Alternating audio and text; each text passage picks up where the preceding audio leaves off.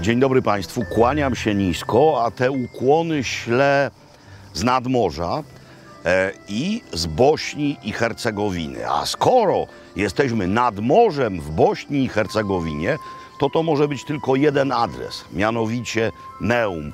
Ten wąski skraweczek, który Bośnia z Hercegowiną ma morski. Wydawało się, że to, co widać na horyzoncie, czyli most, który spina Peljeszac z resztą Chorwacji, sprawi, że będzie tu znacznie mniej ludzi, no bo teraz już nie trzeba tędy jeździć tranzytem w tamtą stronę do Dubrownika, czy też w tamtą do Splitu. Ale wcale tak się nie stało, na szczęście dla miejscowych, ponieważ tu są tłumy, nie tylko dlatego, że przyjeżdżają tu Bośniacy do jedynego swojego fragmentu Adriatyku, ale mamy tu również ludzi z innych krajów, mnóstwo Polaków. Czemu? No ceny. Tu jest po prostu znacznie taniej. Wszakże, skoro rozpoczynamy wycieczkę po Bośni i Hercegowinie, a właśnie ją rozpoczynamy, no to nie chcę Państwa epatować widokami nadmorskimi, bo ich mamy mnóstwo w Dalmacji. Jedziemy w głąb. Dzisiaj, moi drodzy, górska Hercegowina. Turyści bawiący w południowej części Dalmacji, planujący wyprawę do Bośni, najczęściej udają się na przejście graniczne w Metkowicz. To teoretycznie i od nas z Peljeszca jest najbliżej, ale tam są bardzo często straszne kolejki. Zatem znacznie prościej jest pojechać właśnie do Neum, gdzie ten ruch tranzytowy już jest minimalny, bo mamy most, i w środku miejscowości Neum, właśnie na tych jedynych tutaj, o ile sobie dobrze przypominam, światłach, skręcić w głąb. Drogowskazy na Stolac. I w ten sposób wjeżdżamy do Hercegowiny. I nie staliśmy w żadnej kolejce. Przed nami był tylko jeden samochód. Tak jest najprościej i najszybciej. Do miejscowości Stolac, a to jest pierwszy cel naszej wycieczki, prowadzi nowa droga. W ogóle w Bośni mamy cały szereg inwestycji drogowych. Ta najważniejsza ma przeciąć autostradowo cały kraj z północy na południe. I to jest z Polski najkrótsza droga. Czyli trzeba będzie, no nie przez Hyżnę i Słowację, bo tam się człowiek przedziera przez góry, trzeba będzie jechać autostradą na Bratysławę, potem odbić na węgierską autostradę, potem kawałek Chorwacji i potem już autostrada, która się buduje. Sama się nie buduje, jest budowana. A na razie nowa droga do Stolaca. Kiedyś to przedzieraliśmy się przez te góry taką wąską, często szutrową, często z mijankami dróżką, no ale to już skończyli. Pięknie. To już Stolac i maleńka, ale urocza Czarszija, czyli posttureckie Stare Miasto. Przy nim meczet. Przyjeżdżam tu od wielu lat dość regularnie i muszę z prawdziwą przyjemnością powiedzieć, że to się dźwiga z ruin. Tak, tutaj były ruiny. Akurat to miejsce w trakcie wojny domowej jugosłowiańskiej było miejscem konfliktu pomiędzy katolikami a muzułmanami, czyli pomiędzy Chorwatami a Bośniakami, jakbyśmy to powiedzieli. Bośniacy to wszyscy mieszkańcy Bośni, a Bośniacy to bośniaccy muzułmanie. I odbudowano to przepięknie. Zobaczcie na tę charakterystyczną hercegowińską architekturę. No i malowany meczet. Tego gdzie indziej się nie spotyka. I te wspaniałe kamienne płyty jako dachówki. Tak, to już wygląda tak, jak wyglądać powinno. Jak wyglądało przed ową straszną wojną. Jaka cudna, historyczna, postturecka architektura. Jeszcze parę lat temu to było w zupełnie innym stanie. No ba, a to spacerując dziedzińcem meczetu spotkaliśmy pana, który się tym opiekuje i powiedział, że tutaj po wojnie przez lata był parking. Na szczęście ukryto część kamieni ze świątyni i ktoś zdradził, gdzie one są. I to jest postawione tak jak kiedyś, nawet bez cementu w środku. Czyli mamy spoiwo z jajek kurzych, kamień i ową cudowną dachówkę. Tego kościoła, który zaraz za czarszyją stoi, w tym miejscu niegdyś nie było. No ale to jest właśnie to. Jeśli ktoś ma jakiś swój symbol religijny, w tym wypadku mamy wieżę meczetu, to ten ktoś inny musi postawić symbol swój, jeszcze większy. Stąd też mamy jeszcze wyższe krzyże, jeszcze wyższe wieże minaretów, jeszcze bardziej złocone kopuły cerkwi. Konflikt religijny to straszna rzecz. Jakiś czas temu miejscowa społeczność chorwacka w centrum Stolaca postawiła monument upamiętniający jakiegoś historycznego wojwodę zasłużonego w walce z Turkami. No ale jeśli myślicie, że ten monument dotyczy tylko przeszłości, to jesteście w błędzie. Tutaj religie to jest jak chodzenie po polu minowym. Ten pomnik owego wojwody to jest psztyczek w nos dla miejscowej społeczności muzułmańskiej, którą chce się zrównać z Turkami. A przecież to jest oczywista bzdura. Kiedy Austro-Węgry przejęły od Osmanów Bośnię i Hercegowinę, etniczni Turcy stąd wyjechali. Zostali Słowianie, którzy kiedyś z jakichś powodów przeszli na islam, albo zmuszeni do tego, albo też z powodów koniunkturalnych. To są tacy sami Słowianie, jak miejscowi Chorwaci, czy też Serbowie. Różnią się tylko wiarą i wnieśli ogromny wkład w historię tej ziemi. To, że z przyjemnością jeździmy do Bośni i Hercegowiny i podziwiamy ten orient w sercu Europy, to jest również ich zasługa, no i wynik historii. Więc powinniśmy to pielęgnować i dbać również o ten islam, ponieważ jest to najliberalniejszy, najbardziej lajtowy islam, jaki w ogóle gdziekolwiek na świecie istnieje. Wyjeżdżając z miasteczka, z reguły skręcałem w lewo, w stronę Mostaru. Tymczasem wystarczy skręcić w prawo, a droga wiedzie wzdłuż rzeki Bregawa. A na tej rzece w czasach osmańskich stawiano młyny, bo jest to bystra górska rzeka. Zresztą wodę spiętrzano. I jeden z tych młynów jest przerobiony na cudownie położoną, wręcz bajkowo położoną restaurację Old Mill. No, detale architektury. Spójrzcie, to samo co w czarszii i w meczecie.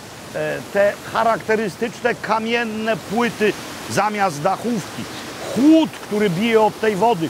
W powietrzu jest 30 parę stopni, ale tu czuje się wyraźnie chłodną bryzę. No i to jest dopiero początek, bo ta restauracja jest wielopiętrowa. Chodźmy dalej. Główny nurt Bregawy jest w dole, no ale jak to w młynach, tę wodę się spiętrza. Tam też mamy ryby w takich klatkach, pewnie pstrągi. Mamy też piękne wodospadziki, siklawy. I mamy szczęście, ponieważ nie było suszy najwyraźniej. Czasami to tylko siurka. Ja tu jeszcze nigdy wcześniej nie byłem, ale widziałem na zdjęciach, ponieważ sława tego miejsca się szerzy i dotarła do mych uszu. Tam na dole, na tym najniższym tarasie powinno być najchłodniej. Rozsądek kazałby mi raczej zamówić pstrąga, no ale pstrąg to pstrąg. Jest pstrągiem i inny nie będzie. No więc wziąłem coś, co być może w tej temperaturze jest lekkim dietetycznym szaleństwem, ale za to jest emblematem tutejszego stołu. No bo to są rzeczy, które spotkacie niemal wszędzie na Bałkanach, ale one mogą być dużo gorsze albo dużo lepsze. Zobaczcie, to jest dżigerica, czyli wątróbka cielęca. Jakże filuternie potraktowana posiekanym czosnkiem. To jest liuta pleskawica, czyli pikantna pleskawica. Nie wiem jeszcze, na czym jej pikantność polega, no ale pewnie na tym kolorze tutaj lekko pomarańczowym od ostrej papryki płynącym. Tak, to jest po prostu mocno napaprykowane. Tu są czewapi, ale nie z ajwarem, jak to w Dalmacji, czy też w ogóle w Chorwacji, z kajmakiem, z tym wspaniałym, tutaj domowym, a nie ze sklepu serem. Więc niech on się topi na tym gorącym mięsie. Niech się topi. To jest sałata szopska. Zdumiewające, jak poczciwe plemię Szopów mieszkające w Bułgarii nad Sofią zdobyło popularność wszędzie tam, gdzie sięgało Imperium Osmańskie, bo ten rodzaj sałaty, czyli ze startym serem, ale tutaj jeszcze z serem również miękkim w kosteczkach, czyli coś jak grecka sałatka. Otóż to jest niezwykle popularne. Wszyscy myślą, jak nie wiedzą o istnieniu tego plemienia Szopów, że chodzi o szopy pracze. Nie, o nie nie chodzi. W Chorwacji również taka sałata nie występuje. Tam nie ma szopskiej. Wystarczyło przejechać tych parę kilometrów i jest. No co tu mamy jeszcze? Mamy pieczołowicie drobno posiekaną cebulę, która doskonale pasuje do mięsa z rusztu. Mamy oliwę. Pamiętajcie, że jesteśmy w Hercegowinie, czyli w Śródziemnomorzu. Tutaj wszędzie rosną drzewa oliwne. No i w końcu mamy pokłosie tego, co tutaj głównie kiedyś robiono, czyli w tych młynach było mielone ziarno na mąkę. Mamy domowy chleb w postaci ciemnej i w postaci białej. Jako człowiek południa wybieram ten biały. Chrupiąca skórka, to jest ważne.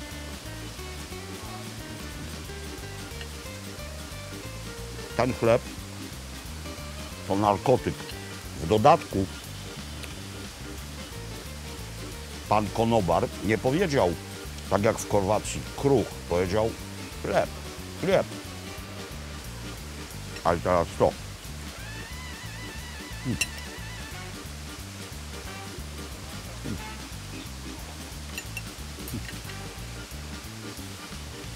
Aż żałuję, że nie śpimy gdzieś tutaj, bo drzemka by się przydała. To nie jest tylko dla mnie, to jest dla naszej czwórki. Ale mimo wszystko jest to solidny posiłek. Czewapy soczyste, wspaniałe. Dobra, zanim liuta, to dżigerica, wątróbka. Czy aby nie jest przeciągnięta? Nie jest. Mięciuteńka, cudownie natroszynkowana. Pleskawica.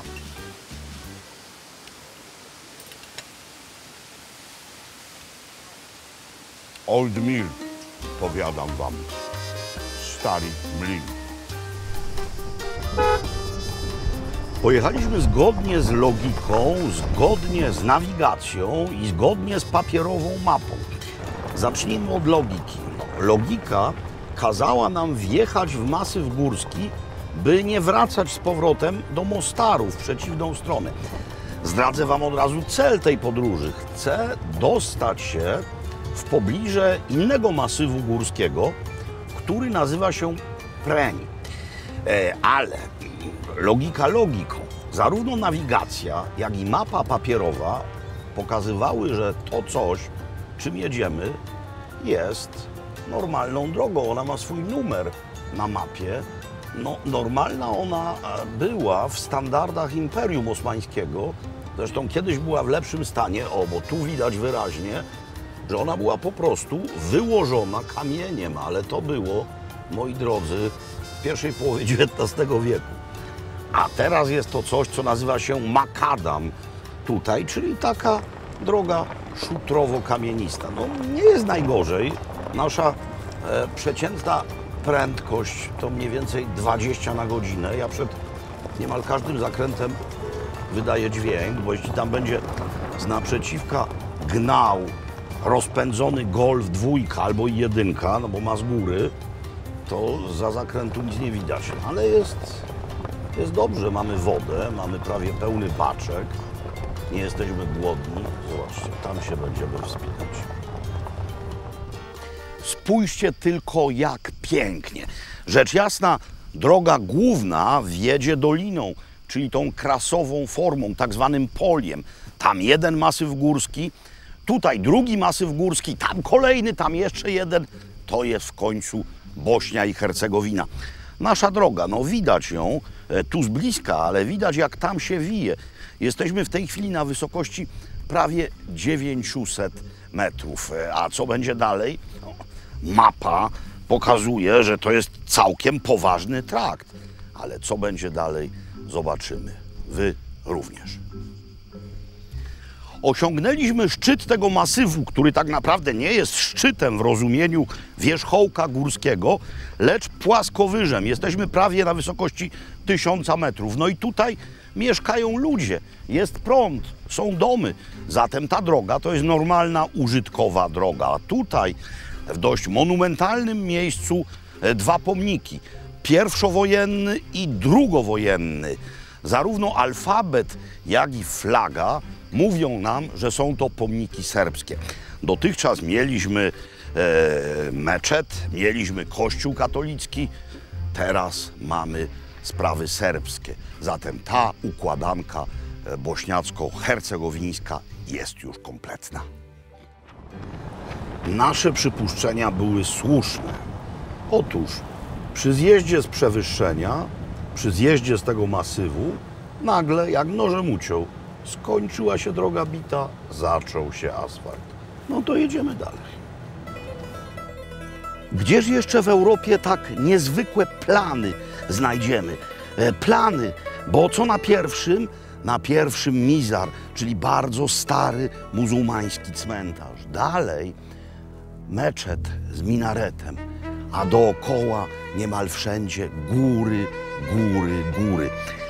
To jest najbliższy nam Orient. No wystarczy kilkaset kilometrów drogi autem z Polski, by trafić do świata, który jest z jednej strony tak bliski, a z drugiej strony tak kompletnie nieznany, a przede wszystkim fascynujący i wspaniały.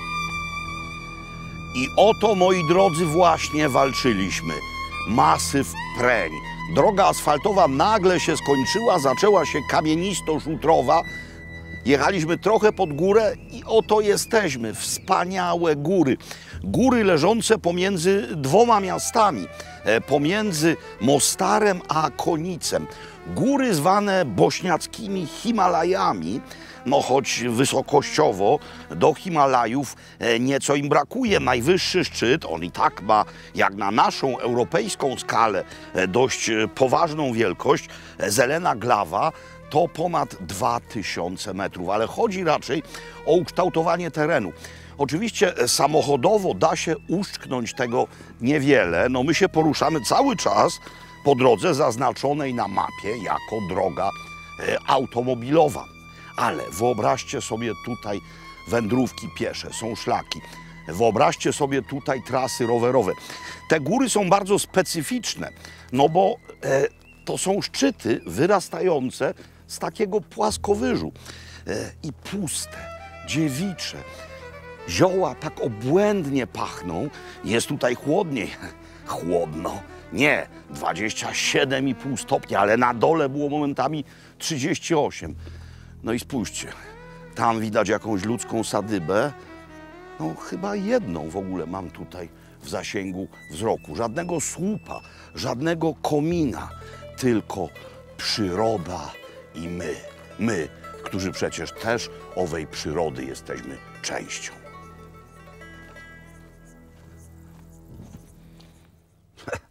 Myśleliście, że robię was w konia, mówiąc, że to są drogi zaznaczone na mapie. No to zobaczcie, dojechaliśmy do drogi główniejszej, no ale nie wygląda ona specjalnie inaczej, ale spójrzcie na te drogowskazy. Mostar 20 km, Konic 24 km, tak jak wspomniałem. Ów masyw Preń będący fragmentem Alp Dynarskich, jest pomiędzy tymi dwoma miastami. My chcemy jechać w stronę Konic, ale jak wcześniej sprawdziłem, przy tej drodze kawałeczek stąd powinno być coś wielce interesującego. No kto tu ma pierwszeństwo? No chyba ci jadący drogą główną, chociaż specjalnego natężenia ruchu tutaj nie zauważyłem. Podjeżdżamy dosłownie kilkaset metrów. No, to jest autostrada. 40 na godzinę zasuwam. Mapa nie kłamała. Tuż przy samej owej głównej drodze mamy bogomilską nekropolię. Tam na dole, w Stolacu, mamy nekropolię, gdzie trzeba uiścić bilet wstępu. No ale trzeba przyznać, że z tego co widzę, to tamtejsze steczki, bo tak się owe groby nazywają, mają lepiej zachowane te niezwykle charakterystyczne zdobienia w kamieniu. No ale tak czy inaczej, to jest coś niezwykłego, no bo spójrzcie, jak precyzyjnie są zrobione te kamienne bloki. Tam na dole i w wielu innych miejscach będziecie mogli podziwiać artystów, którzy nanosili tutaj dość często sceny z życia tego, kto pod takim steczkiem spoczywa. A pamiętajmy o jednym. To jest wcześniutkie średniowiecze. Ta ziemia, choć momentami wydaje się pusta, to woła do nas historycznymi zaszłościami. Przepaść Welika. Prawda. Trzymamy się lewo. Robimy zakręty.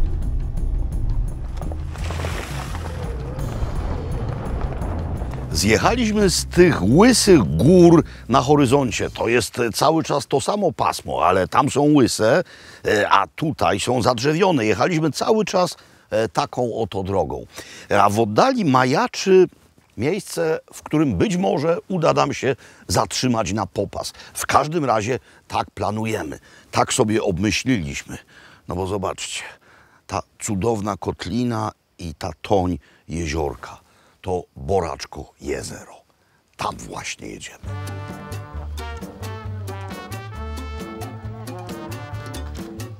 Słońce jeszcze nie zniknęło za szczytami gór, a więc marzenie uda się spełnić w komfortowych warunkach. A to marzenie to popas tutaj polegający na kąpieli w tym wspaniałym, naturalnym, górskim jeziorze. Alpejskim, no bo przecież są to Alpy Dynarskie. Woda tutaj przy brzegu nieco zmącona, ale krystalicznie czysta. Widoczność, jak przeczytałem na tablicy informacyjnej, ponad 8 metrów. W dodatku ta plaża nazywa się Preń, tak jak ten masyw, który otacza jezioro. Moi drodzy, czy woda jest ciepła? No jest, naprawdę. To nie jest kąpiel w jakimś przerażającym, polodowcowym akwenie. Ciepła woda, bo w ogóle ciepła. No to fajnie. A, tu zimniej, tu zimniej.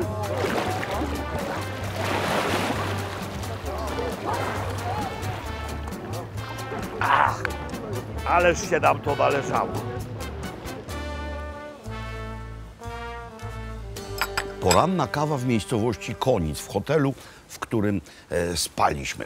Kładąc się do łóżka, włączyłem telewizję Al Jazeera Balkan, ponieważ to jest doskonała telewizja, która niezwykle skrupulatnie mówi o tym, co się dzieje w całym regionie, w całej dawnej Jugosławii i w ogóle na Bałkanach. Zatrudnia najlepszych niezależnych dziennikarzy, a że nie należy do żadnej miejscowej grupy etnicznej, więc jest wolna od nacjonalistycznych narracji, jakiekolwiek by one były. Jej jednym z założycieli i szefem był legendarny dziennikarz Goran Milić, kiedyś jugosłowiański, teraz chorwacki. No i w tej Al Jazeerze Balkan mówili o wczorajszych burzach. Jedna ofiara śmiertelna nad jeziorem Bled w Słowenii, 2 ofiary śmiertelne w Zagrzebiu. Jedna ofiara śmiertelna w Bośni, w miejscowości Bryczko. U nas było pięknie. Klimatyzacja okazała się tworem szekspirowskim z komedii Wiele hałasłonic, bo była bardzo głośna i wcale nie chłodziła. Zatem wyłączyłem ją, otworzyłem szeroko okna, no i zasnęliśmy z Agnieszką. I o godzinie 5 rano obudziło nas pakao, jakby miejscowi powiedzieli, piekło. Deszcz, błyskawice, grzmoty, wicher, orkan. I nie był to wcale Władysław Orkan. To było bardzo poważne. No i jak nam powiedział dzisiaj rano kelner, nad jeziorem Jablanickim, nie nad tym małym, nad którym wczoraj byliśmy, fale dochodziły do 5 metrów. Klimat się zmienia. A wracając do Al Jazeera Balkan, jeśli dziennikarz zaczyna powtarzać narrację władzy, to przestaje być dziennikarzem, a zamienia się w propagandystę. Dziennikarze nie są po to, by tłumaczyć władzę. Dziennikarze są po to, by patrzeć władzy na ręce. To prawda niby oczywista, ale nie do wszystkich dociera. Nie tylko tutaj. A na razie Wielkie Macchiato i dalsze Giro po okolicy. Gdy człowiek jedzie główną drogą z Sarajewa do Mostaru, no to ta droga prowadzi tamtędy przez nowy most na Neretwie. No i jedzie jak koń do stajni, czyli nie zbacza z raz obranej trasy. A tymczasem w Konicu wystarczy dosłownie kilkanaście kroków. Trzeba odbić od tej głównej drogi, by zobaczyć coś, co stamtąd jest w zasadzie niewidoczne. Tam mamy nowe miasto, niezbyt interesujące. A tutaj, no, prawdziwe cudo. Czyli po pierwsze stary, kamienny, turecki most. Po drugie Czaršiję, doskonale zachowaną, stare, posttureckie miasto. No i przede wszystkim ten pejzaż, ten jedyny w swoim rodzaju hercegowińsko-bośniacki pejzaż. Preń, tam wczoraj byliśmy razem. Czuprija, czyli most, postawiono go w roku 1682 i ma on architektoniczne konotacje z najsłynniejszym mostem w całej Bośni w Wyszegradzie. Tylko tamten most rozpięty jest nad Driną, a tutaj nad Neretwą. Właściwe Stare Miasto, czyli Czaršija, jest po tamtej stronie, maleńkie, ale widzę, że to wszystko odżywa. Mamy knajpy, mamy hotele, mamy turystów. Mamy też pewnego rodzaju memento. Memento, które ostrzega nas przed tym, do czego prowadzi nacjonalizm i szaleństwo. Spójrzcie, ktoś przecież w czasie ostatniej wojny w Bośni specjalnie odstrzelił ten czubek minaretu. Jedziemy dalej wzdłuż Neretwy. Zobaczycie, tam też będzie pięknie. A jeszcze jedna uwaga. Trochę powyżej jest najlepsze miejsce na rafting, więc wiele z tych osób, które tu widzimy wokół, przyjechało specjalnie po to, by w sposób ekstremalny płynąć po Neretwie, która tam, kawałek dalej, ma znacznie bystrzejszy nurt. Ten most to też jest pewnego rodzaju memento, tylko trzeba o tym wiedzieć. To nie jest memento dawnej sztuki inżynieryjnej, lecz również, tak jak owe ruiny minaretu, memento ludzkiego działania i ludzkiej bezmyślności. Otóż on został częściowo zniszczony pod koniec II wojny światowej. Wysadzili go Niemcy. Potem był pieczołowicie rekonstruowany, no i teraz możemy go podziwiać niemal w dawnej formie. Niezmienionej, chciałoby się rzec, choć zmienionej, tak samo jak most w Mostarze, który przecież też w czasie wojny domowej w Jugosławii został zniszczony, a teraz stoi. Druga wojna światowa, no tutaj to była rzecz straszna, wszyscy ze wszystkimi i wydawało się, że już nic gorszego tej ziemi nie może się przytrafić. wydawało się. Miejscowość Jablanica przy wspomnianej już głównej drodze Sarajewo-Mostar. To właśnie przy niej w wielkiej liczbie kręcą się nadziane na rożna barany. Ale znowu, tak jak przed chwilą, wystarczy ciut z tej drogi zboczyć, by dotrzeć w niezwykłe historycznie miejsce. Otóż na początku roku 1943 Niemcy, Włosi oraz ich sojusznicy, a więc chorwaccy ustasze i serbscy czetnicy, podjęli ofensywę przeciwko partyzantom Tity. Siły państw osi liczyły przeszło 100 000 żołnierzy, a partyzantów było około 20 000, w tym wielu rannych. Cel był jeden: zniszczenie partyzantów, okrążenie ich i całkowite zniszczenie, gdyż Niemcy i Włosi obawiali się planowanej ofensywy desantowej na Bałkany alianckiej. Bitwa, w której partyzanci ponieśli ogromne straty, nie zakończyła się ich sukcesem o tyle, że musieli uciekać. Ale w sumie był to ich sukces, ponieważ udało im się wyjść z okrążenia. I uciekli tam, najpierw w ten masyw Preń, który widzieliśmy, a potem jeszcze wyżej, w Park Narodowy, dzisiaj w góry, w masyw o nazwie Sutjeska. To jest jeden z symboli tejże bitwy, mianowicie most kolejowy na Neretwie. Z końca XIX wieku, postawiony tu w czasach austro-węgierskich. Został on wysadzony w powietrze przez uciekających partyzantów, a uciekali właśnie tam. Tam jest Preń. Niemcy potem go odbudowali jeszcze w czasie wojny, ale został po raz drugi wysadzony, kiedy to pod koniec lat 60. kręcono monumentalny jugosłowiański film Bitwa nad Neretwą. I tak dzisiaj jest świadkiem owych dni. Oczywiście kolej parowa, jej fragmenty to jest element dekoracji. Tam mamy za winklem muzeum mówiące o historii bitwy nad Neretwą. Co było niezwykle ważne w tej bitwie? Przede wszystkim to, że doradcy Tity mówili: zostawmy rannych. Ich było mnóstwo, cały szpital polowy. Tito wtedy wypowiedział słynną frazę: rannych nie możemy zostawić. I udało się, jak śpiewał Kazik. Partyzanci Brostity wyzwolili Jugosławię bez udziału Sowietów. Awantura na zabawie. W Jablanicy pokusa jagnięca była wielka, ale wiecie, mnóstwo ludzi, autobusy, turyści, a my już wracamy do Dalmacji. Jedziemy w stronę Neum. Minęliśmy Mostar. To jest droga, którą można dojechać do Medjugorje. My w miejscowości Czaplina odbijemy. I tutaj, przy drodze, przypomniałem sobie, że jest miejsce, o którym bardzo dużo wcześniej słyszałem, ale nigdy w nim nie byłem. Restaurant Udowice. I co? Kręci się. Tu zostajemy.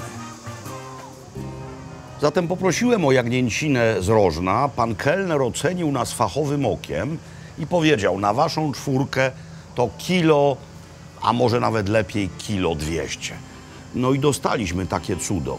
Do tego ziemniaki spod peki. Tutaj peki nie trzeba zamawiać, tak jak w Dalmacji dzień wcześniej. Cały czas piecze się mięso z ziemniakami pod kopułą. Tutaj tylko ziemniaki spod kopuły, bo to, jak rzekłem, z Rożna. Szopska sałata, kajmak, za chwilę przyjdzie sałata z pomidorów z cebulą, piękny, miejscowy chleb. I to, co jest najczystszą, najprostszą formą pieczonego mięsa, gdyż poza solą nie ma w tym żadnych przypraw. I widzicie, jak jest upieczone. Ja na razie staram się to jeść ładnie, choć za chwilę, kiedy Andrzejek wyłączy kamerę, a zrobi to bardzo ochoczo, gdyż to też jest dla niego. Mario już czuje, a w zasadzie słyszę, przełyka ślinę, Agnieszka też. To będziemy to po prostu obgryzać, tak jak ludzie pierwotni, ale teraz, żeby zachować formę elegancji. Ta słona skóra to aksamitne, delikatne mięso. Ważna uwaga dla Was. Molim. Pala puno. Pala. Kilogram jagnięciny z rusztu kosztuje tutaj mniej więcej 130 zł. No i to jest porcja na 4 osoby. Dodatki, ich cena to już drobiazg.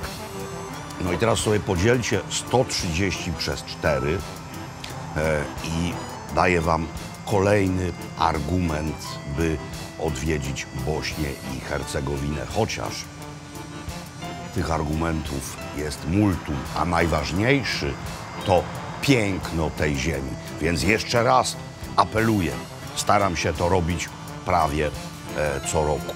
Nie zapominajcie o Bośni i Hercegowinie. A teraz to już nie ma zabawy. Żeberka. I tak to się robi.